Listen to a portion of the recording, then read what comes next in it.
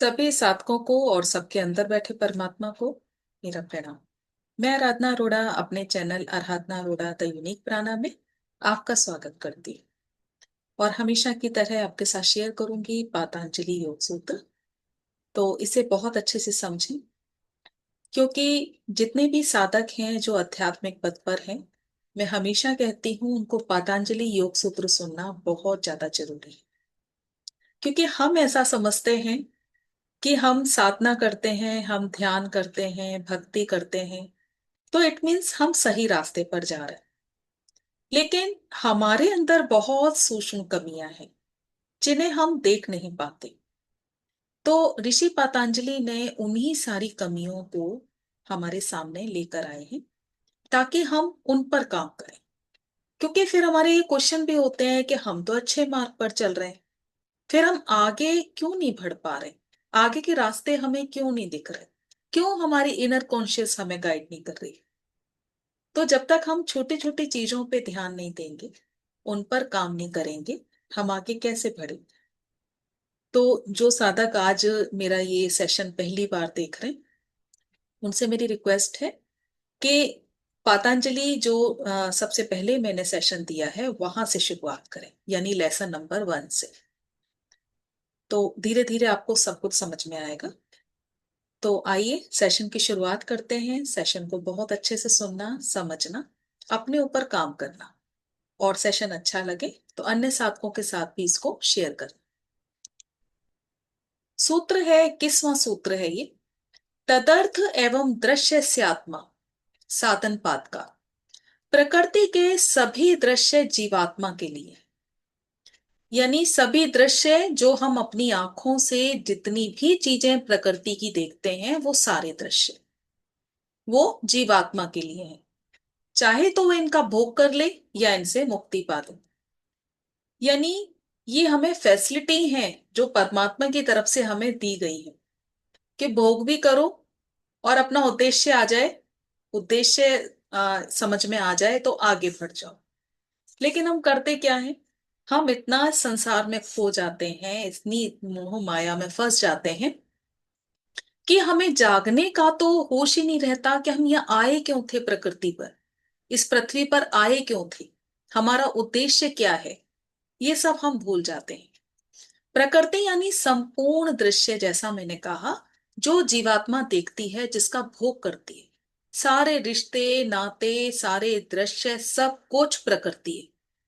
और अगर सद्बुद्धि द्वारा प्रकृति से स्व जागरण हो जाए, यानी स्व जागरण का मतलब अभी जितने भी जातक साधक मेरे साथ जुड़े हुए हैं, जो ध्यान सॉरी ज्ञान सुन रहे हैं, वो सभी इट मीन्स जागरण की अवस्था आ गई, जाग रहे हैं तभी सुन रहे हैं सारी बातों को।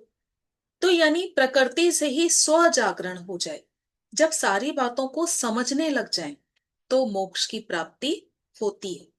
सब छूटता चला जाता है, हमें सब कुछ छोड़ना नहीं पड़ता। धीरे धीरे इतना विवेक जागृत हो जाता है, इतना ज्ञान आ जाता है कि अपने आप हमसे सब कुछ धीरे धीरे छूटता जाएगा। जैसे कि अगर हमें नदी पार करनी है तो हम नाव का सहारा लेते हैं, लेकिन जब नदी पार हो जाती है तो क्या नाव को अपने साथ लेके चलते हैं? नहीं ना, नाव को वहीं पर हम छोड़ देते हैं। ठीक इसी तरह से यहां से जो हमें संदेश मिल रहा है वो ये मिल रहा है कि आपने प्रकृति की चीजों का भोग तो किया, पर अब ठीक है, जब आपका जागरण शुरू हो गया, आपको विवेक मिल गया, ज्ञान मिल रहा है, समझ में आ गया सही क्या है, गलत क्या है, सत्य क्या है, किस रास्ते पर जाना है, तो फिर वो जो भोग का सामान था वो वहीं पर छूट जाता है। अपनी समझ द्वारा, अपने विवेक द्वारा उसको साथ साथ लेके हमको आगे नहीं बढ़ना। अगला सूत्र है, कृतार्थ प्रति नष्ट मत्य नष्टम तदन्य साधारण प्रयोजन सिद्धि। जो व्यक्ति सांसारिक बंधनों से मुक्त हो जाता है, जैसे कि मैं यहाँ पर संत महात्माओं का एग्जाम्पल देती हूँ। जैसे संत महात्मा, उसके लिए अब सृष्टि का कोई भी चीज ऐसी महत्व नहीं रह रखती, उसके लिए अब सब कुछ शून्य है। यहाँ संत महात्मा वो जिनको हम अपनी एनर्जी से कनेक्ट कर पाए, जिसे हमारी अंतरात्मा मान ले। यानी जिनके लिए बहुत ज्यादा लग्जरी लाइफ नहीं है, उतने में ही संतुष्ट हैं जो उनके लिए जिसका भी उपयोग है। बहुत ज्यादा अपने लिए आकांक्षाएं नहीं रखते, बहुत ज्यादा साधन नहीं जुटाते, वो संत महात्मा जो अब मोक्ष के मार्ग पर हैं, समाधि अवस्था में हैं, जो शून्य अवस्था, यानी उनके लिए सब कुछ शून्य है। लेकिन जो मनुष्य भी संसार के भोगों में ही लिप्त है, यानी बहुत ज्यादा हाईफाई लाइफ, बिना भोग के चीजों के बारे में वो सोच भी नहीं सकता, अभी संसार के मोह जाल में ही फंसा हुआ है, सांसारिक जीवन ही जी रहा है, उसके लिए सृष्टि का अस्तित्व अभी बना हुआ है, उसे उन सब चीजों की जरूरत है, यानी उतने कर्मों के फल उसे भोगने पड़ते हैं। तो यहाँ इस बात को हमें बहुत अच्छे से समझना है कि जितनी सारी चीजों से, जितने भोगों से, जितने रिश्तों से आप अटैच रहोगे, उतना आपके कर्म फल बनते रहेंगे। जैसे कि एक मोस्टली ये एग्जाम्पल दिया जाता है कि जब आप यात्रा में हो तो कम सामान लेके चलो। मान लीजिए आप यात्रा में हो और सिर्फ गिनती का 2 कपड़े ही आपके पास हैं, तो दिमाग कम बटेगा आपका, जगह कम घेरेंगे और यात्रा सफल रहेगी, क्योंकि आपको सामान उठाना ही नहीं है ज्यादा। तो सेम इसी तरह यहां पर भी कि जितना आप चीजों से कम अटैच रहोगे, जितना कम सामान लेकर चलोगे, जितना कम सामान ढोगे, उतना कर्म बंधनों से मुक्त रहोगे। तो यहाँ अटैचमेंट हमें ज्यादा नहीं रखनी चीजों से, बल्कि समझते हुए अपने विवेक द्वारा उनको शून्य करते जाना है। इस सृष्टि का निर्माण केवल एक ही पुरुष की मुक्ति दिलाने के लिए नहीं है, या जो संत महात्माएं उनकी मुक्ति के लिए नहीं है, बल्कि सभी जीवात्माओं के लिए है, कि सब जागृत हो, मोक्ष को प्राप्त हो, इसके लिए है। अब ये हमारे ऊपर डिपेंड करता है कि हम किस जन्म में मोक्ष के अधिकारी बनेंगे। मनुष्य के जीवन का परम उद्देश्य है मुक्ति अथवा समाधि की प्राप्ति। इसके लिए सभी अपने अपने स्तर पर प्रयास करते हैं, सभी साधक कर भी रहे हैं। कुछ की पूर्ण निष्ठा से प्रयास जल्दी पूरी हो जाता है, यानी जो समझ गए, जैसे इशारे की देर थी, उसे पता है कि चलना मुझे इसी मार्ग पर है, तो पूरी निष्ठा से सात्विक भी रहेगा, ध्यान भक्ति में भी रहेगा, और अपने लिए पूरी तरह से अवेयर रहेगा, जागते हुए रहेगा कि मैं क्या कर्म कर रहा हूं, क्या नहीं कर रहा, किसी को गलत तो नहीं बोल दिया, ज्यादा से ज्यादा मौन में रहेगा। और कुछ जीवात्मा की जागृति देर से होती है, यानी होगी तो सही, अभी वो समझ रहे हैं, लेकिन कोई क्षण ऐसा आ जाएगा जब वो पूरी तरह से जाग जाएंगे। और कुछ जागते ही नहीं, यानी जैसा कहा गया है कि एक पुरुष के लिए मोक्ष नहीं है, सभी के लिए मोक्ष है, और सबको मिलेगा भी। लेकिन डिपेंड करता है हमारी जर्नी पर कि हम कितना उसके लिए प्रयास करते हैं। और किसी के लिए ये जन्म भी कम पड़ जाएंगे, यानी कोई जागेगा भी नहीं, और कोई धीरे धीरे करके जागता जाएगा। तो ये हमारे ऊपर है कि हम कितनी जल्दी जागृत हो जाते हैं। अगला सूत्र है, स्वस्वामी शक्त्यो स्वरूपो उपलब्धि हेतु संयोगा। जीवात्मा यानी दृष्टा, यानी कि हम दृष्टा, और प्रकृति यानी कि दृश्य, जो भी हम अपनी आंखों द्वारा देखते हैं सब कुछ। यहाँ स्व शब्द का अर्थ है प्रकृति, और स्वामी है जीवात्मा, यानी स्वामी हम। इन दोनों के संयोग से ही जीवात्मा को अपने असली स्वरूप को जानने का मौका मिलता है। यानी अब फिर से एग्जांपल लेती हूं हम ही साधकों का, कि अब हम धीरे धीरे करके जागे, ज्ञान सुन रहे हैं, ध्यान करते हैं, भक्ति करते हैं, परमात्मा के समर्पण भाव में रहते हैं। तो यानी कि कहाँ से आया ये सब कुछ, कहाँ से हमारे अंदर जागरण आया? इसी प्रकृति से, यानी इसी प्रकृति से हमारे अंदर जागरण आ जाता है, और ये संयोग ही मूल कारण है, और अंत में जीवात्मा के जागरण का, कि जब उसे ज्ञान द्वारा समझ आ जाए कि ये सब कुछ भ्रम है, मोह है, माया है। यानी कि आप अपने अंदर ही बहुत सारे चेंज देखेंगे कि एक समय वो था जब हर बात को जानने की लालसा आपके मन में रहती थी, और कोई बात आपको पता लग जाए तो फिर आपके मन में ये एक्साइटमेंट रहती थी कि अब इस बात को मैं आगे कैसे करूं। लेकिन अब दूसरी अवस्था है, अब वो अवस्था है जब अपने अलावा आपको कुछ और जानने की उत्सुकता नहीं। तो ये चेंज आ गया।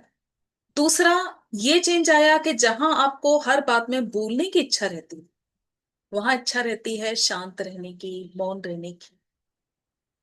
यानी कि आपको धीरे धीरे ये पता चला कि ये सब भ्रम है। पहले अच्छी अच्छी चीजों के लिए मन उत्सुक रहता था, ये मुझे खाने को मिले, ये मुझे पहनने को मिले। लेकिन धीरे धीरे समझ में आ गया कि कुछ मिलता है तो ठीक है, नहीं मिलता तो भी ठीक है। आखिर है तो सब कुछ ये माया। ये तो हमें फैसिलिटी मिली है कि ठीक है, इनका यूज भी करो, लेकिन जब समझ आ जाए तो आगे बढ़ जाओ। अगला सूत्र है, तस्य हेतुर्विद्या, यानी प्रकृति व जीवात्मा के संयोग का कारण ही अविद्या है। यानी जब तक हमें ज्ञान नहीं था तो उसको क्या समझा जाए, वो अविद्या थी, यानी कलेश। अविद्या यानी विपरीत ज्ञान, कहा कुछ जाता था समझते कुछ थे। गलत ज्ञान। जीवात्मा अशुद्ध को शुद्ध समझती है, दुख को सुख समझती है, यानी कुछ भी मिल जाए हमें लगता था यही सुख है। लेकिन अब समझे हम कि असली सुख क्या है। मोह माया में फंसी रहे, अनात्मा को आत्मा समझे, तो यही अविद्या है। धीरे धीरे ज्ञान प्राप्त करने से विवेक प्राप्त हो जाता है, तब उसका शुद्ध सात्विक ज्ञान उदय हो जाता है। तस्य सप्तधा प्रांत भूमि प्रज्ञा, बहुत महत्वपूर्ण सूत्र है, इसको बहुत अच्छे से सुने। जब साधक निरंतर अभ्यास करते रहते हैं, ज्ञान लेते रहते हैं, सीखते रहते हैं, तो उनका विवेक जागृत हो जाता है। समझ आ जाता है क्या सही है क्या गलत है, सत्य समझ में आ जाता है। और यही अंतिम अवस्था की शुरुआत है, यानी मोक्ष अवस्था। मोक्ष यानी जब सब समझ में आता चला गया और अपने आप सब शून्य होता चला गया, तो जो साधक है उसकी समझ 7 गुना बढ़ जाती है। मन अंतर्ज्ञान की अवस्था को प्राप्त कर लेता है। और ऋषि पतंजलि कहते हैं इस अवस्था में प्रज्ञा 7 चरणों में विकसित होती है। पहला है, जब योगी को यह समझ आ जाए कि सब कुछ जानने के लिए अब नहीं है, मेरे जो जानने योग्य था वो मैंने समझ लिया, वो मैंने जान लिया, अब कुछ शेष नहीं बचता। ये पहली अनुभूति है। जब इसमें अभिमान आ जाए कि नहीं मैं सब कुछ जानता हूं, अब मुझे कुछ नहीं जानना, अगर ये अभिमान आ जाए तो आप समझना ये मोक्ष की अवस्था नहीं, मोक्ष का मार्ग नहीं है। दूसरा है, क्योंकि योगी में इतना ज्ञान आ गया तो जो चीजें, जो सूत्र उसे बांध कर रखें, जैसे अभी कहा जाता है साक्षी भाव में रहो, साक्षी भाव में रहो। लेकिन वो स्थिति जब उसके लिए सब शून्य हो गया, अब कुछ देखने के लिए ही नहीं बचा, सब कुछ शून्य है, किसी में उसका अटैचमेंट ही नहीं है, पुरुष और प्रकृति का संयोग ही खत्म हो गया, तो यानी ये ज्ञान। तीसरा, जब योगी तप करते करते समाधि की अवस्था प्राप्त कर ली। अब जब समाधि प्राप्त हो गई तो शांति मिल गई, स्थिरता आ गई, कुछ प्राप्त करने को बचा ही नहीं, जो प्राप्त करना था प्राप्त हो चुका, ये शांति की अवस्था है। कुछ भी बाकी नहीं रहा, जो भी था पूर्ण रूप से विवेक जागृत हो गया, सब क्लियर हो गया, सब समझ में आ गया।